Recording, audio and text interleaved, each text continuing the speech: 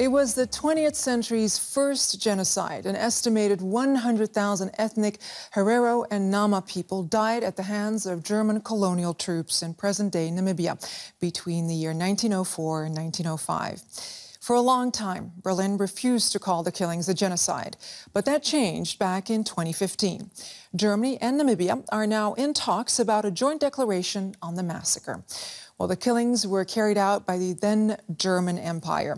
They took place in the area in southern Africa, now known as Namibia. At the time, the territory was known as German Southwest Africa. In 1904, German soldiers crushed an uprising by the Herero and Nama peoples against their colonial rulers. The colonizers' response was brutally simple.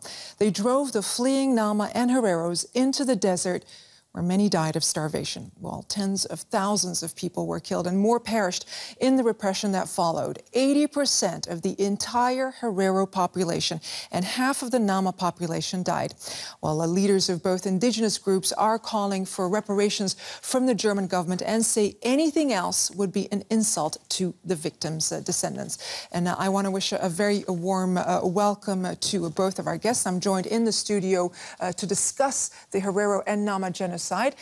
With me are Ida Hoffmann, chair of the Nama Genocide Committee and a member of the Namibian government, our parliament, I should say, and Esther Muinjangue of the Ovaherero Genocide Foundation. Thank you so much, ladies, for being with us here. I greatly appreciate it. Esther, I want to start off with you. These talks are taking place, but you're actually quite critical of these talks. Explain to us why. Okay, thank you very much. I'm very happy to be here. I'm very happy to be at the Berlin conference.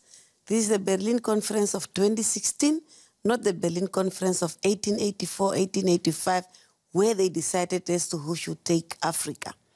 So currently we are hearing that the two governments have started with the negotiations.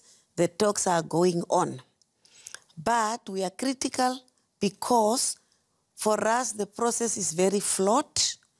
The way the approach is totally wrong. Outline for us, how is it flawed? How is it wrong? Why'd you say that? It is wrong in the first place that who has decided that there should be two special envoys appointed?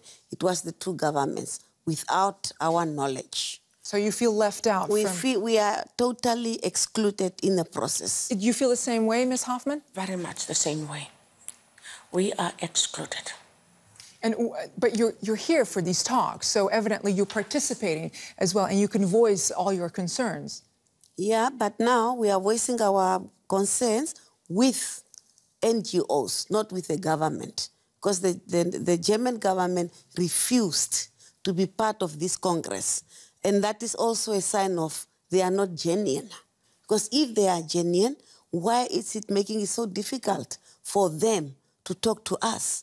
So we are here to try to fight our case, but we are not here. We were so hoping to meet the German government representatives, but everyone is like, no, we don't have time, I will not be around, and so on. Your organizations are calling for restorative justice. What is restorative justice? What does that mean? Restorative justice, it simply means that if you have done damage, you repair that damage. And how can you repair that damage? That damage, to repair that damage, that is what we are saying. Let the German government sit with the descendants of the communities that were genocided so that we can talk and we tell them. And it's not difficult because the German government is paying the Jewish communities for the Holocaust. So the German government knows how to do this, because that is something that they are doing already. So they don't need to be taught by us as to how they should do it. I want to bring Ms. Hoffmann into the conversation, because this is one of the arguments that you're using as well, is that there should be paid reparations for the atrocities that have taken place. How do you put a dollar value on atrocities? How do you determine that? First of all, is that we demand reparation. Reparation was demanded in the Namibia Parliament, where the motion was addressed resolution was being taken that the German government and the Nama Herero, these people, under the extermination order of 22 October 1904, 22 April of 1905, must come and sit around the table with the German government. The Namibia government will only be the mediator. That means that the round table, acknowledgement, apology, reparation, repatriation, and restitution. That is it. Yes, when we talk about this, it was accepted in the parliament. It was agreed in the parliament. All of a sudden, it comes now where our government come and play a role, because our government have not thought that we will fight this fight until to the end. So do you feel that your government is letting you down? Is your government letting you down in this instance? In this, together with the German government. All right, well, let's talk about, back in 2004, the Germany's then development minister went to Namibia, presented his apologies, an official apology. What kind of response are you hoping for right now? I'm going to start with you, and then I'd like to have also your response as well. That apology, you see that she did one day to go and sit with the people and apologize for what it has happened. It was a gathering where the Hereros have called up, and she was there together with the then President Pohamba. Yes, after when people demand reparation, talk about this, it is where she stand up and she apologized. Now, apology means for me that when you sit and you talk to the people, you said, I have done this to you. I have done this to you. I have done this to you. Based on these things that I have done to you, that is where I really, on my knees, oh, you can be stand, but you said, please, can you take my apology? Can you forgive me? I want to get to Esther, and what do you expect? What are you hoping for?